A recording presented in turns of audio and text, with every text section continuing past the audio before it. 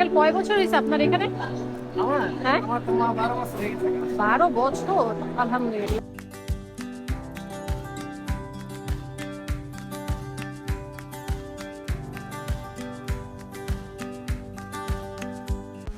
আসসালামু আলাইকুম, সবাই কেমন আছেন? এখন বাজে 4টা, আমাদের এখানে বিকাল। তো এখন ভাবলাম একটু বের হই, যে বাইরে একটু ঘুরে আসি। বাইরের ওয়েদারটা অনেক সুন্দর। আর একবারে বাসায় ফেরার সময় রাতের খাবারটাও নিয়ে আসবো।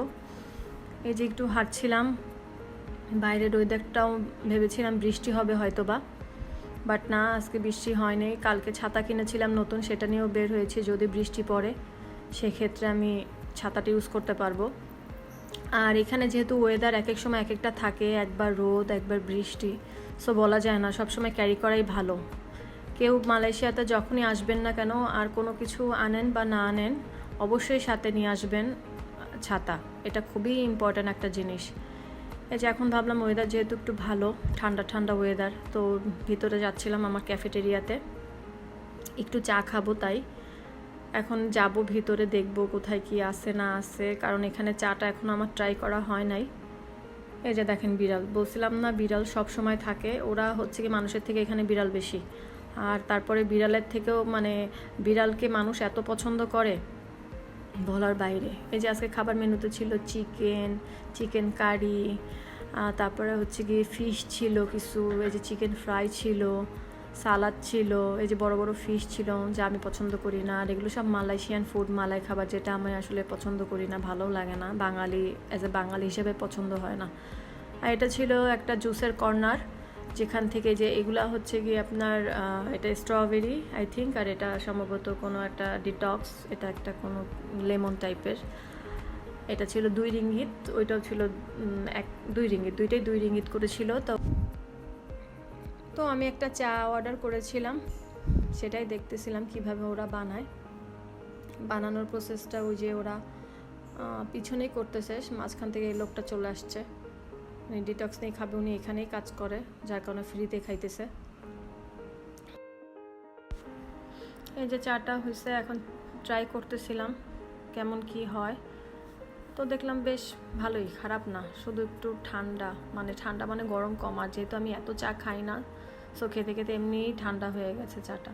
যাই হোক, তারপরে বলা যায় ওভারঅল ভালো, খারাপ না। তাই ট্রাই করতেছিলাম। আর পিছনে ওই যে টিভিতে সূরা হচ্ছিল, তাই একটু শুনছিলাম বসে বসে। কি করব, একা মানুষ, কোনো কাজ না থাকলে যা হয়। এইদিকে আমি একটা গ্রাব বুক করছিলাম, এই যে মেয়েটা ড্রাইভ করতেছিল। খুব ভালোই লাগে যখন মেয়েরা ড্রাইভিং করে। আমি এখন তো মানে আমার মহল্লা থেকে আমি ছেলেদের মহল্লার দিকে যাচ্ছিলাম, যেটা অনেক দূর ছিল, ভালোই দূর ছিল। ওইখানে যাব, একটু খাবো, কারণ ওইখানে বাঙালি হোটেল আছে, বাঙালি ক্যাফেটেরিয়া আছে। এই যে একটা ক্যাফেটেরিয়া, এটা হচ্ছে কি জুবায়ের ক্যাফেটেরিয়া, সেখানে যাচ্ছিলাম আজকে আমার ফার্স্ট টাইম। অনেক শুনেছি এটার নাম, যে জুবায়েরে নাকি অনেক ভালো বাঙালি খাবার পাওয়া যায়। তাই একটু ট্রাই করার জন্য যাচ্ছিলাম, যে কি কি খাবার আছে না আছে একটু ট্রাই করে দেখা যাক সব কিছু ঘুরে ঘুরে। যেহেতু মেয়েদের মহল্লাতে বেশি, ক্যাফেটেরিয়াতে বিশেষ করে মালাই ফুড বেশি থাকে, বাঙালি ফুড খুবই কম বলা যায় ধরতে গেলে। সো আমি এখানে আসছিলাম একটু ট্রাই করার জন্য, যে কি কি আছে না আছে। আমার ভিডিওটা একটু হাতটা শেক করছিল, কারণ আমার হাতে অনেক কিছু ছিল, যার কারণে আমি ভিডিওটা ঠিকভাবে করতে পারি না, একটু শেক করছিল। যাই হোক, তারপরে ভিডিওটা করলাম, সব ব্যাগঠ্যাগ রেখে পরে ঠিকভাবেই করেছিলাম। এই যে এখানে ছেলেরা দেখেন, কেউ কারোর দিকে তাকায় না, কারোর সময় নেই আসলে তাকানোর। এখানে আমি প্রথম ঢুকছি, যে মানে আমি যেয়ে তো পুরো অবাক হয়ে গেছি, মানে আমি একাই একটা মেয়ে, আর এখানে সব ছেলে। সো এই যে এটা হচ্ছে কি বাঙালি বিডি ফুড কর্নার, এটা হচ্ছে বাঙালি ভাইয়ের ফুড কর্নার, যেখানে আমি আসছিলাম খেতে, মানে রাতের ফুডটা আর কি নিয়ে যাব বাসায়। আর এটা ছিল পিৎজা কর্নার, ওটা ছিল ওয়েস্টার্ন ফুড, ওইগুলো সব মালাই ছিল। এটা শর্মা ছিল, এটাও একটা বাঙালি ভাইয়ের ছিল শর্মা ইয়াটা। এখানে যে 6 রিঙ্গিত, 10 রিঙ্গিত, 7 রিঙ্গিত করে এক একটা ছিল ফুড। তাই একটু ঘুরে ঘুরে দেখতেছিলাম। এখন একটু বাইরে যাচ্ছিলাম, ভাবলাম একটু চারপাশটা ভিডিও করে দেখি কোথায় কি আছে। এগুলো সব ছেলেদের মহল্লা, এখানে সব ছেলেরা থাকে, যারা মাস্টার্স অনার্স করতে আসে তাদের সব এগুলা। এই যে গাড়ি বলেন, বা এই যে এটা হচ্ছে কি তাদের ক্যাফেটেরিয়া, প্লাস এগুলো হচ্ছে কি তাদের মহল্লা, মানে আমাদের যেটা বাঙালিদের ভাষায় বলে হোস্টেল। তাই একটু ঘুরে ঘুরে দেখতেছিলাম। আর এখন ভাবলাম, যেহেতু ওই বাঙালির ভাইয়ের কাছে জিজ্ঞেস করেছিলাম কখন কি খাবার হবে, রাতে নিয়ে যাব, তো উনি বললো একটু আধা ঘন্টার মতো লেট হতে পারে। সো ভাবলাম আমি এর পাশেই একটা আছে, ফারুক ক্যাফেটেরিয়া। এই যে এটা জুবাইরের বাইরেটা করেছিলাম। তো ভাবলাম একটু ফারুক মহল্লার দিকে যাওয়াই যাক। এই যে তাই একটু ঘুরে ঘুরে দেখছিলাম। ফারুক মহল্লা তো বাঙালি খাবার, ফারুকের মহল্লা প্লাস ক্যাফেটেরিয়া দুইটাই পাশাপাশি। তাই ভাবছিলাম যেহেতু হাঁটার পথ 18 মিনিটের মতো লাগবে, সো হেঁটে হেঁটেই যাই, সাইড থেকে ম্যাপ দেখে দেখে যাচ্ছিলাম আর একটু ভিডিও করতেছিলাম। আর এখানে সব থেকে একটা ভালো জিনিস যেটা দেখতে পেলাম সেটা হলো যে আমি একাই একটা মেয়ে হাঁটতেছি রোডের থেকে, এখানে আর কোনো মেয়ে নাই, হয়তো বা আছে, গ্রাবে যাচ্ছিল বা ভিতরে মানে ক্যাফেটেরিয়ার মধ্যে। ওই যে এটা হচ্ছে কি মসজিদ, এটা হচ্ছে কি ছেলেরা এখানে নামাজ পড়ে, আমাদের মেয়েদের মসজিদও আছে আলাদা।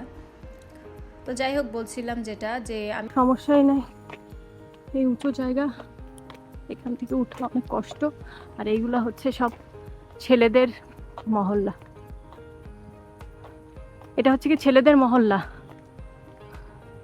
আচ্ছা, আর এখান থেকে অনেক উঁচু, যে হাঁটতে হাঁটতে নিচের থেকে উঁচু উঠতে হচ্ছে, হাঁপসে গেছি।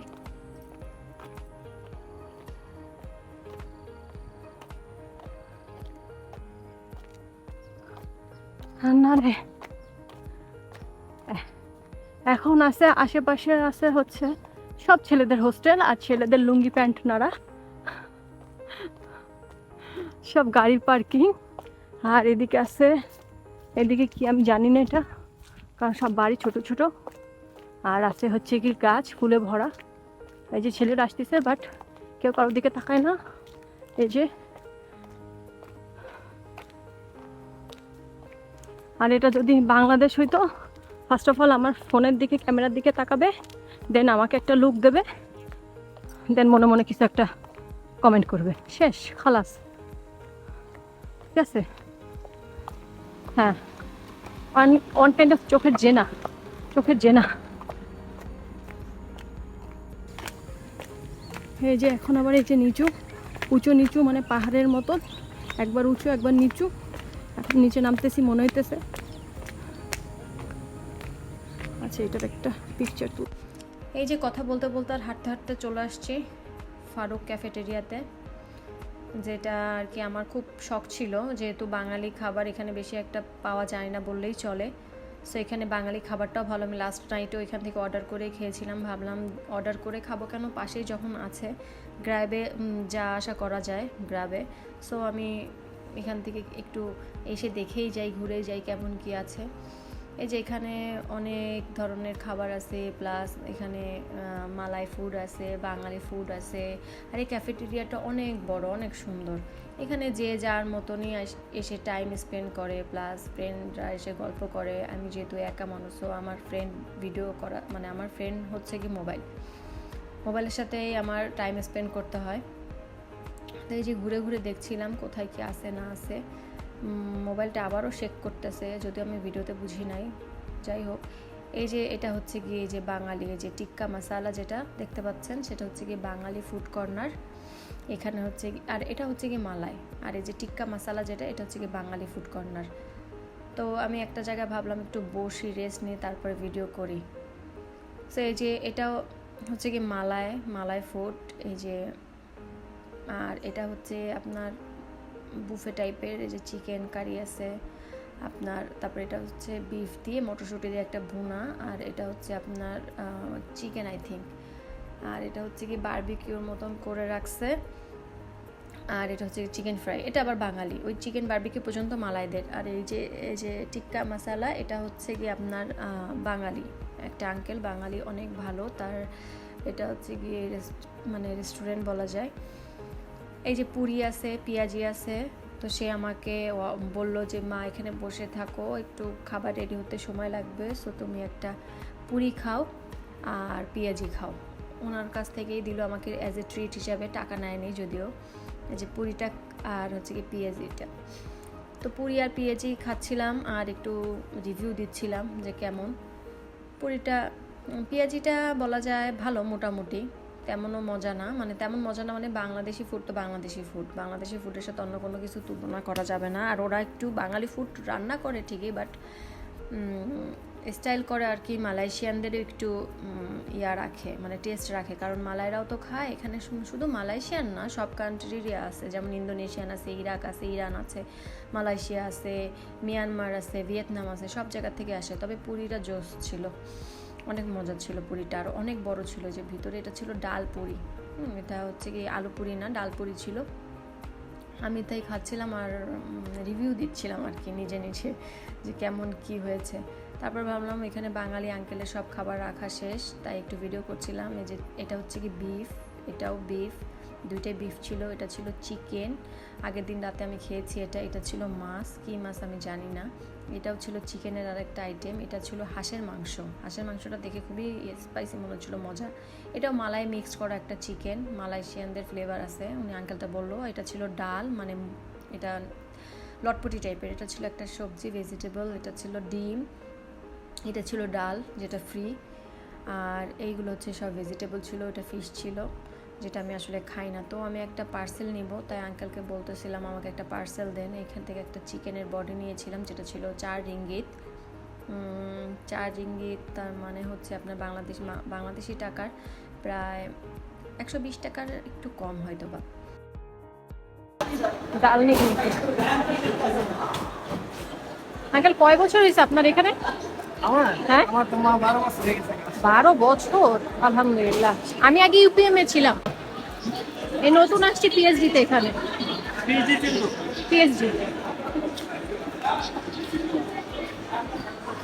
তে পড়তেছ না?